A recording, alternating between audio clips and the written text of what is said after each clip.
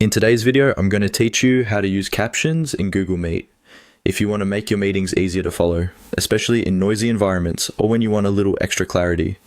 Google Meet has a built-in captions feature that can really help. It's simple to turn on, and you can also customize how the captions look so they're more comfortable for you to read. To get started, look at the bottom area of your Google Meet window and find the three dots.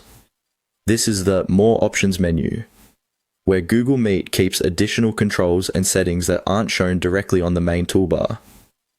Go ahead and click on those three dots to open the menu. Once the menu appears, click on Settings.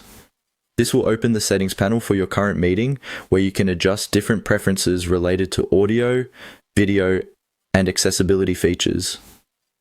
Since we're focusing on captions, the next thing you want to do is select the Captions section from within Settings.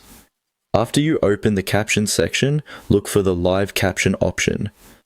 This is the setting that controls whether spoken words in the meeting are automatically displayed as text on your screen in real time. Turn on Live Caption to enable the feature. Once it's active, Google Meet will begin showing captions during the meeting as people speak. Now that captions are turned on, you can make them easier to read by adjusting their appearance. In the same captions area, you'll have options to change the font size, style, color, and background color. If the text feels too small, increase the font size so it's more visible. If you prefer a different text style, choose the one that feels clearest to you. You can also change the caption color and the background color to improve contrast.